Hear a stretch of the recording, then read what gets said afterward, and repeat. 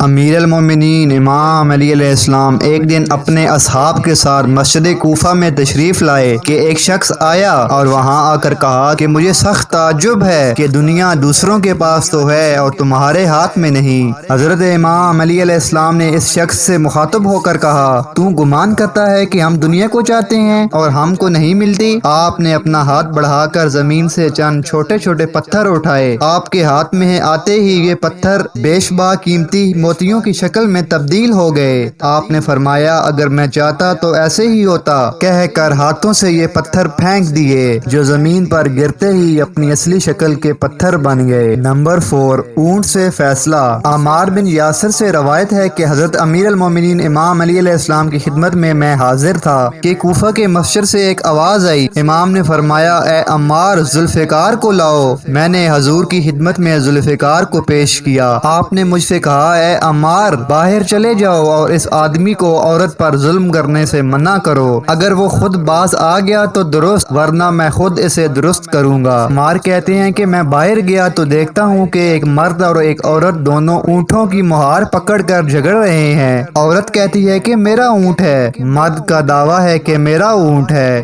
میں نے اس مرد سے کہا کہ امیر المومنین امام علی علیہ السلام فرماتے ہیں کہ تم اس عورت پر ظلم نہ کرو۔ اس مرد نے کہا کہ اب علی یہ چاہتے ہیں کہ میں اپنا اونٹ اس جھوٹی عورت کے حوالے کر دوں، یہ کیسے ممکن ہے؟ عمار کہتے ہیں کہ میں واپس گیا اور امیر المومنین کو خبر دی کہ آپ یہ سن کر بیت تشریف لائے۔ غصے کے آثار آپ کے چہرے پر نمایاں تھے۔ آپ نے اس شخص سے فرمایا، تم پر افسوس ہے، تو اس عورت کے اونٹ کو چھوڑ دے۔ مرد نے کہا، یہ اونٹ میرا ہے، یہ عورت جھوٹی مکار ہے۔ امیر المومنین نے فرمایا، اے لعین، تو جھوٹا ہے، یہ اونٹ اس عورت کا ہے۔ مرد نے کہا، اس کی کیا گواہی ہے؟ آپ نے فرمایا، تو گواہی طلب کرتا ہے، اس کا فیصلہ وہ کرے گا جو کوفہ والوں نے پہلے کبھی نہ دیکھا ہوگا، جس کو تو نہ جھٹلا سکے گا۔ مرد نے کہا کہ اگر ایسا ہوتا ہے تو میں اونٹ اس عورت کے حوالے کر دوں گا۔ حضرت امیر المومنین نے اونٹ سے کہا کہ اے اونٹ، تو خود ہی فیصلہ کر، تو کس کی ملکیت ہے؟ اونٹ حکم خدائی سے بولنے لگا اور کہا، امیر المومنین، میں اس عورت کی ملکیت ہوں اور تقریباً 10 سال سے ہوں۔ جب اونٹ کی گواہی دیکھی تو یہ شخص بڑا شرمندہ ہوا اور اونٹ اس عورت کے حوالے کیا۔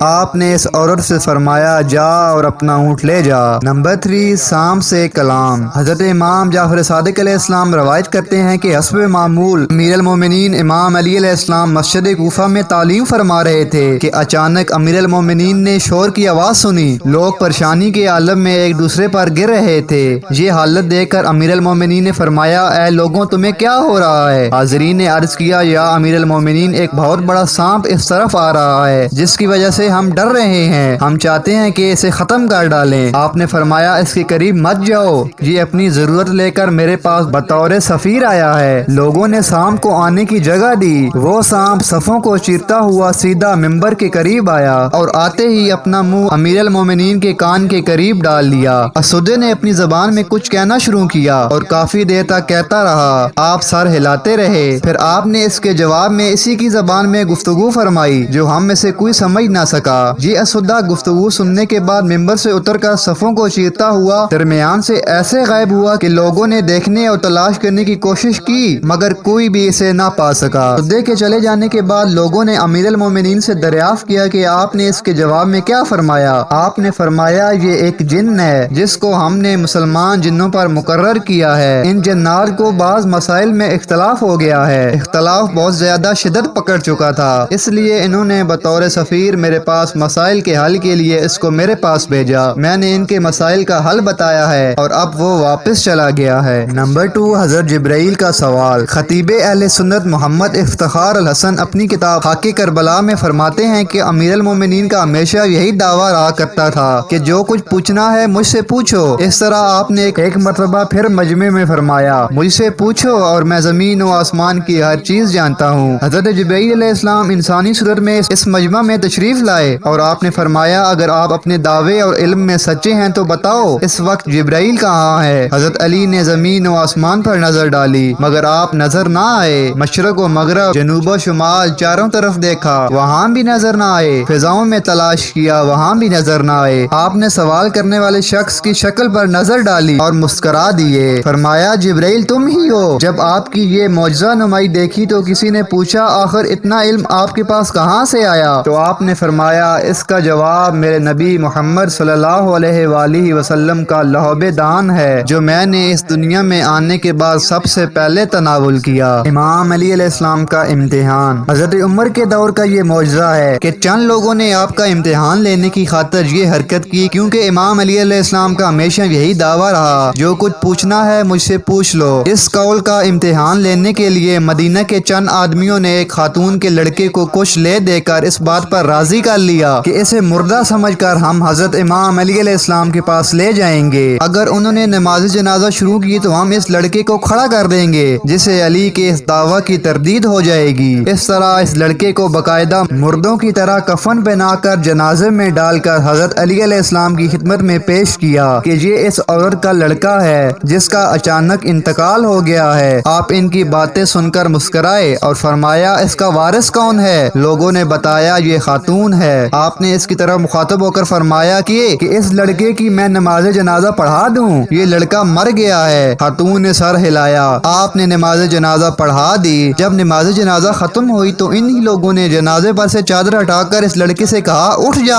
آج ہم نے دیکھ لیا حضرت علی علیہ السلام کچھ نہیں جانتے۔ مگر وہ یہ دیکھ کر حیران رہ گئے کہ لڑکا سچ مچ مر چکا ہے۔ یہ دیکھ کر عورت چلائی کہ یہ میرا اکلوتا لڑکا ہے، اس کے سوا میرا کوئی سہارا نہیں۔ اور اس عورت نے تمام واقعہ بیان کیا کہ یہ چند لوگ اس زندہ لڑکے کو آپ کو دھوکہ دینے کے لیے لائے تھے۔ آپ سے انتہائی عاجزی سے درخواست کی کہ آپ اٹھے اور لڑکے کو پیر کی ٹھوکر مار کر کہا اٹھ جا۔ لڑکا پہلے جیسی حالت میں آ گیا۔ سب لوگ یہ دیکھ کر حیران رہ گئے۔ پھر آئندہ ایسا کرنے کی کسی کی بھی جرت نہ ہوئی۔ دوستو یہ تمام واقعات پروفیسر ایس عابد کی کتاب شیر خدا کے معجزات سے لیے گئے ہیں۔ اگر آپ کو ہماری یہ ویڈیو پسند آئی ہو تو پلیز اس چینل کو سبسکرائب کیجئے اور ویڈیو کو لائک کیجئے۔ نیکسٹ ویڈیو تک اللہ حافظ۔